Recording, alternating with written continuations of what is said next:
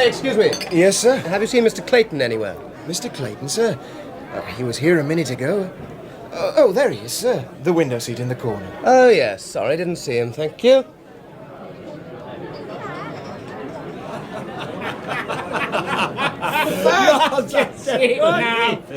And so, there I was, standing with my golf club ready.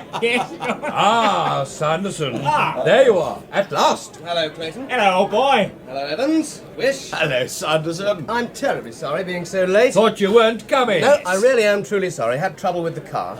Not an accident, I hope. No, nothing like that. Just a mechanical fault. Serious? Nothing I couldn't sort out myself, fortunately, but it held me up for over an hour. How I admire people with practical minds. Well, you look none the worse for wear, anyway. Well, I'd been up to my room to clean up and change. Where have you put your clubs, then? Left them in the car. Thought I'd pick them up as we go out. I didn't know whether you might be out on the course already. What, start without you, Sanderson? What kind of chaps do you think we are? Your late arrival gave us an excuse for another drink. Clayton is determined to win today, Sanderson, even if he has to resort to getting the competitors totally drunk. Oh, what a thing to say, old boy. Most unsportsmanlike.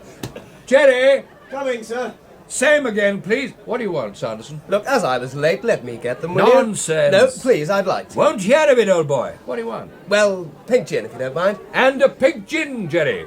Large one. No, look, steady on. What's the matter, Sanderson? With one of those inside you, you'd be able to hole in one. Mark my words. Who's the last club member to hole in one? Don't tell me you've forgotten, Wish. Weatherby. Stanley Weatherby. That's right. Hole in one didn't buy a soul a drink. Not even his partner. Hole in one didn't even set foot in the bar. Oh, I remember now. Clearly no gentleman. I was here the day it happened. I saw it with my own eyes. News spread like wildfire. He came back, looked at his watch, mumbled something about being in a hurry, acknowledged members who were applauding him, got into his rolls, drove off. Man was a cad. Owned half of Yorkshire. Half of Yorkshire, Clayton. All right, Sanderson, a third. Well, certainly several villages around the Milleries. Of course, he didn't remain a member for long. Should hope not. It was put to him, tactfully, of course, that it simply wasn't done. Not in golfing circles or any other circles frequented by a gentleman. As he wasn't considered a gentleman, he was told to leave forthwith. I was on the management committee at the time. He cried. Oh, come on, Clayton. I tell you, he cried, Sanderson. Well, very nearly. Eyes were moist. Here we are, gentlemen. Right. Thank you, Jerry. Thank you, sir. On my tab. No, it's my turn, really. Actually, I thought think I it's was my going by right. this round. For heaven's sake, will you stop arguing like a lot of old women? This is my treat. Thank you, Jerry. Sir? Cheers, then. Cheers. Cheers, Clayton. Cheers, old man. Thank you. Now, listen to me. I feel lucky today. I'll put a fiver in the kitty for anyone who gets 3 under par. Now, how about it? 3 under par. Oh, come on, Wish, old man. You can play jolly well when you put your mind to it. Well... And money has a way of concentrating the mind. I'm game. Thought you might be, Evans. What about you, Sanderson? All right. Right. We'll down this lot and then tee off, eh? Right. I've ordered roast duck for dinner tonight. How's that? Marvellous. I think we should have make done that, really, some Clayton. contribution here. Oh, no. Look, I tell you, my friends, I feel lucky. I'll be taking that £15 off you later on when I win our little bet. So you'll be paying for dinner anyway. But, you will.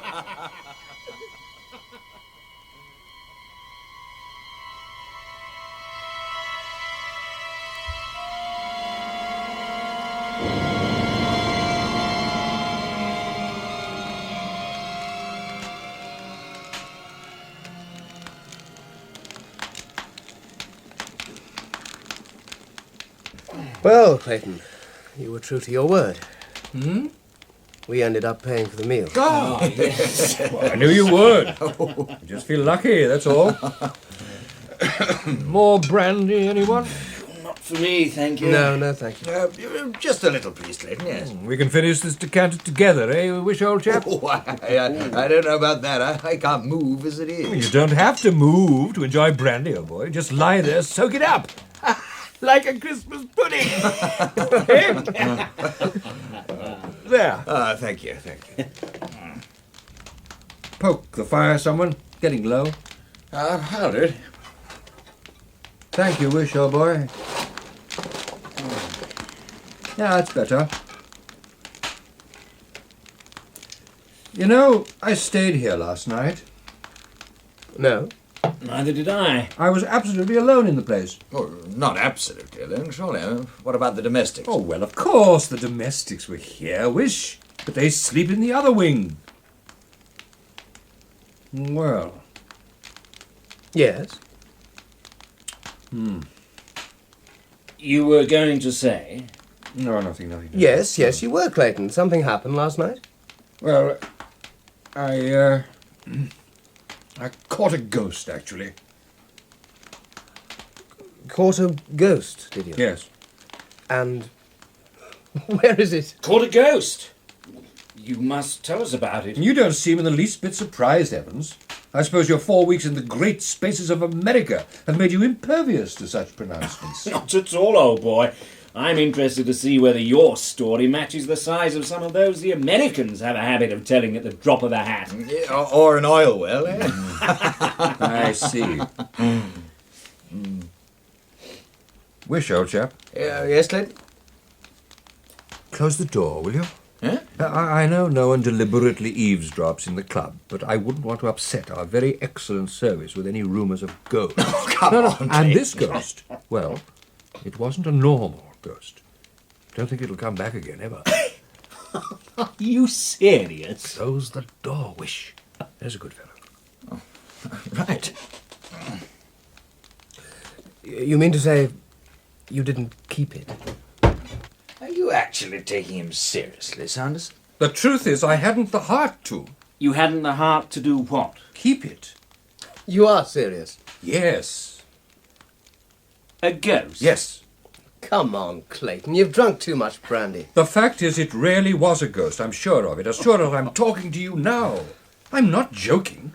I mean what I say.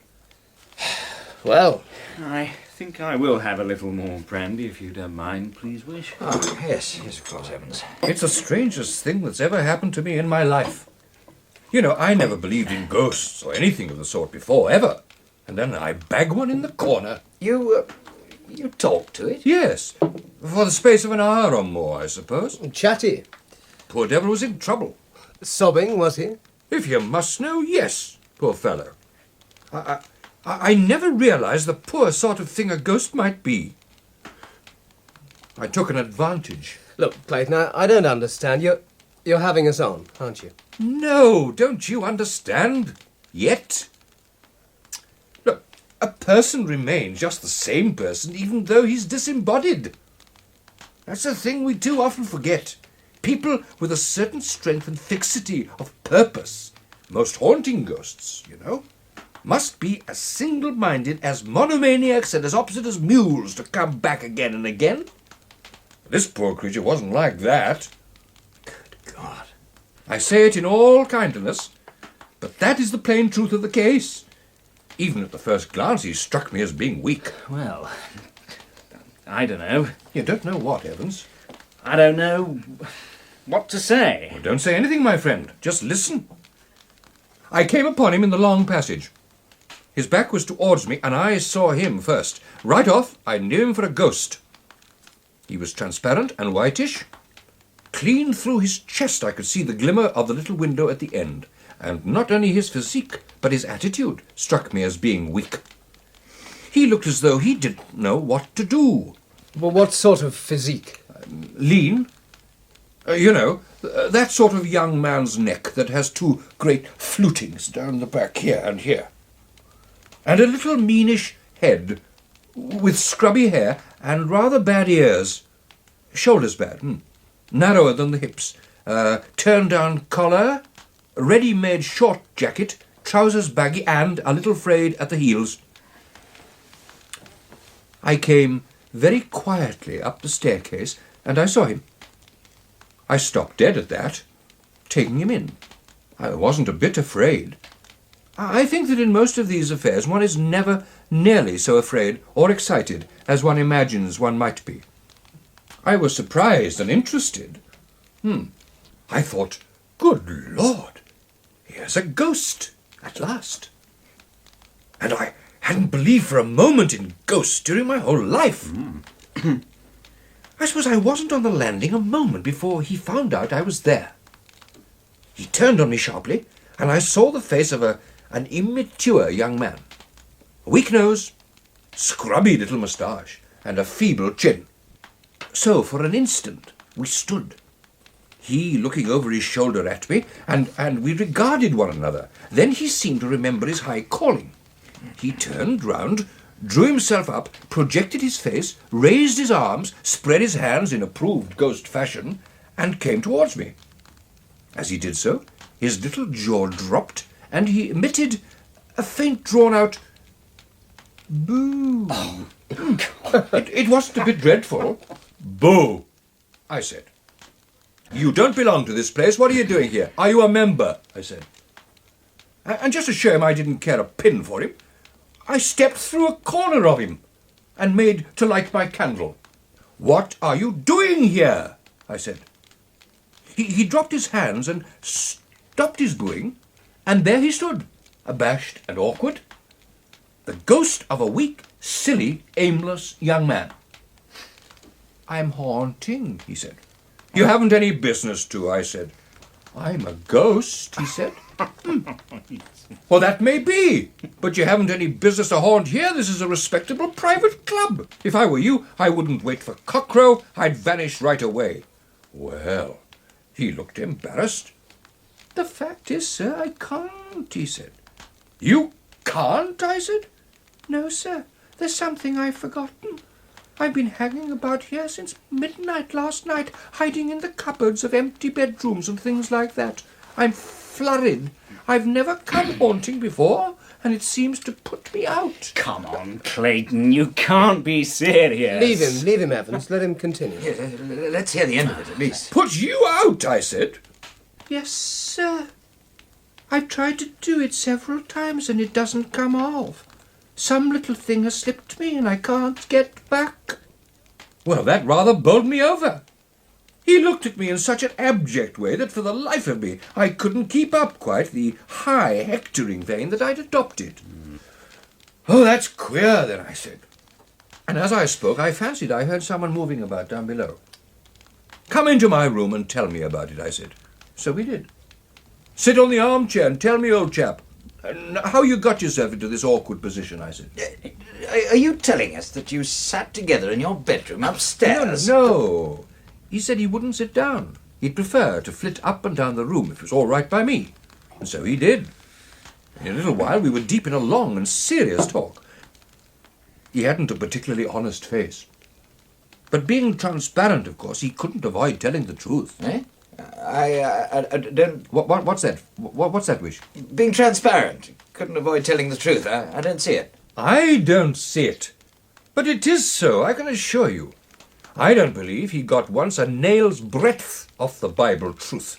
He told me how he'd been killed. He went down into a London basement with a candle to look for a leakage of gas. Poor wretch. That's what I thought. And the more he talked, the more I thought it. There he was, purposeless in life and purposeless out of it. He talked of his father and his mother and his schoolmaster and all who had ever been anything to do with him in the world. He'd been too sensitive, too nervous. None of them had ever valued him properly or understood him, he said. He'd never had a real friend in the world, I think. Never had a success. Shirked games and failed examinations. And where are you now? I asked. And what did he say to that? Well, he wasn't clear on the point at all. The impression he gave me was of a sort of vague, intermediate state, a special reserve for souls too non-existent for anything so positive as either sin or virtue. I don't know. He was much too egotistical and unobservant to give me any clear idea of the kind of place, the kind of country there is on the other side of things. Wherever he was, He seemed to have fallen in with a set of kindred spirits, ghosts of weak, Cockney young men, who were on a footing of Christian names, and among these there was certainly a lot of talk about going haunting. Really? Yeah, things like that. Yeah, going haunting. They seemed to think haunting a tremendous adventure. Most of them funked it all the time. And did you think this haunting of theirs to be a tremendous adventure for you, Clayton? You still don't believe it, do you? Go on, Clayton. You see, Sanderson, it appeals to the actor. Ah, yes, but Wish here is a professional actor, you're not. No, at the moment, I can see clear through you. Anyway, these are the impressions he gave me. Oh, I may, of course, have been in a rather uncritical state, but that was the sort of background he gave to himself. He kept flitting up and down with his thin voice going, talking about his wretched self, and never a word of clear, firm statement from first to last. He was thinner and sillier and more pointless than if he'd been real and alive. Only then, you know, he wouldn't have been in my bedroom here.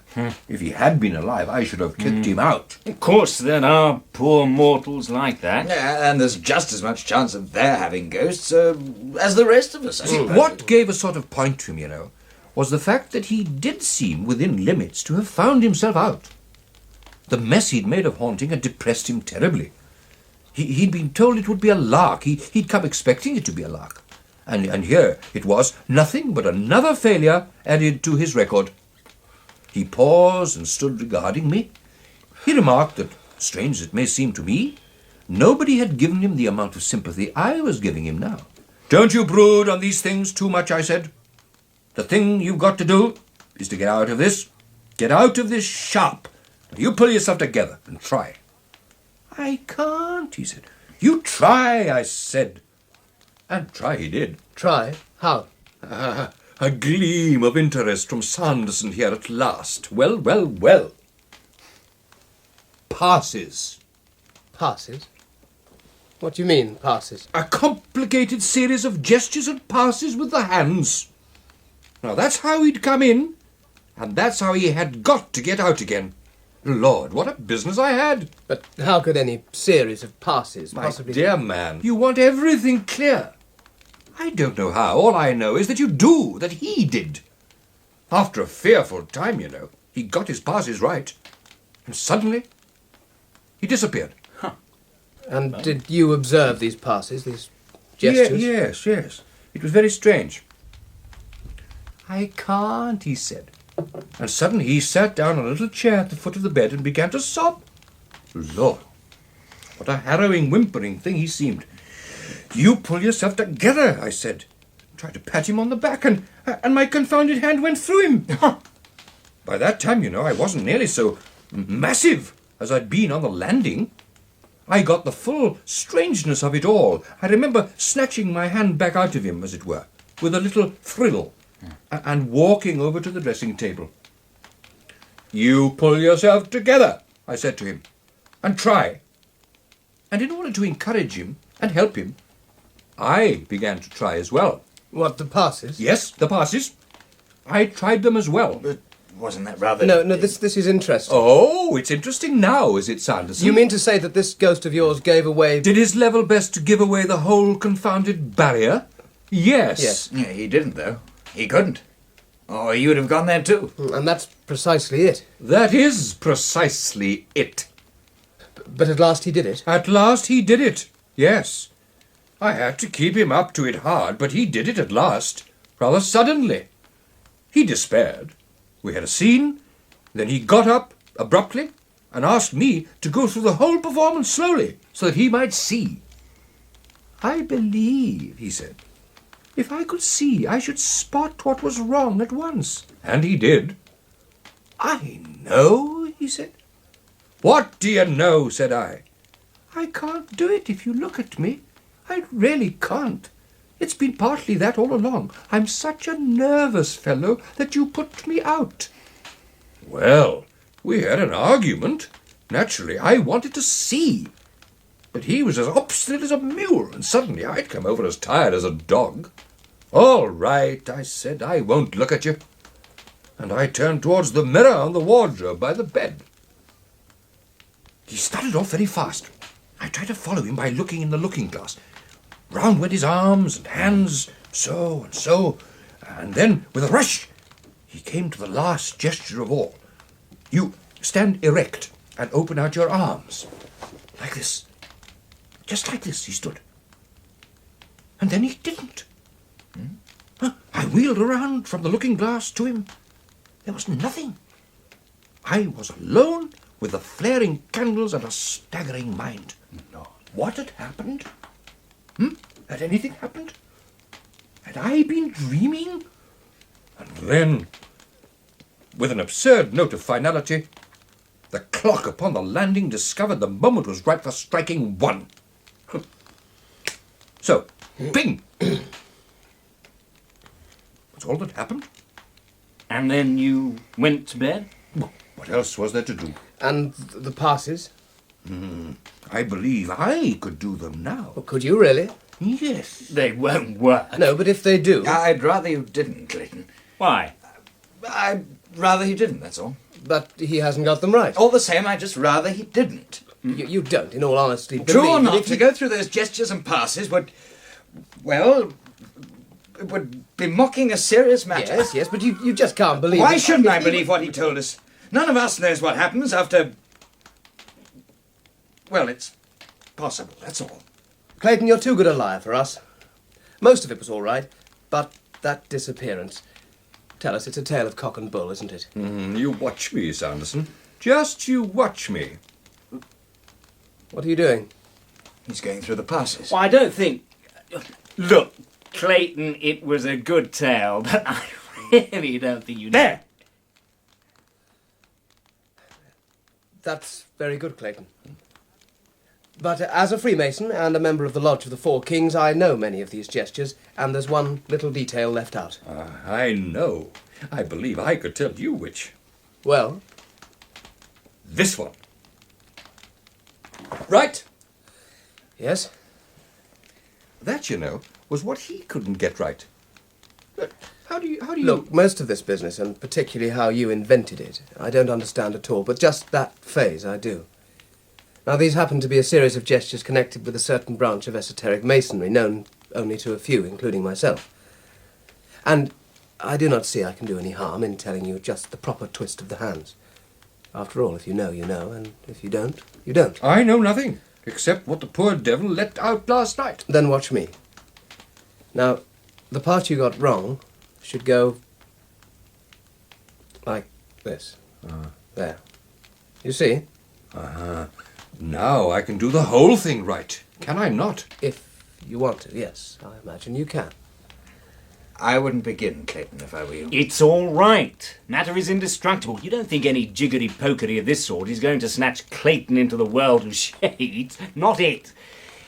You may try, Clayton, as far as I'm concerned, until your arms drop off at the shoulders. I don't believe that, Clayton. You've made me half believe in that story somehow, and I don't want to see the thing done. My goodness, are you afraid, Wish? I believe that if he goes through these motions right, he'll go. No, he'll not do anything of the sort, because, as we all know, there's only one way out of this world, and Clayton is 30 years from that. Clayton, you're a fool. A damn fool. I decline to argue further. Let the thing be tried. Here goes.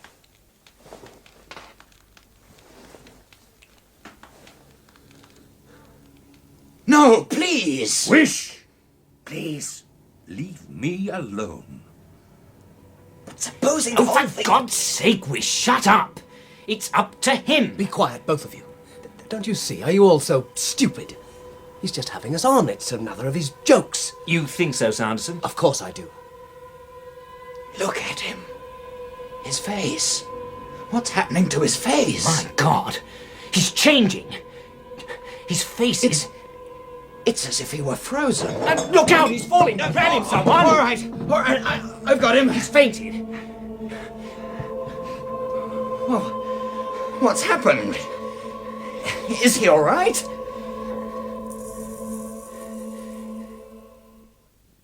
It wasn't a joke, was it? No. He's dead.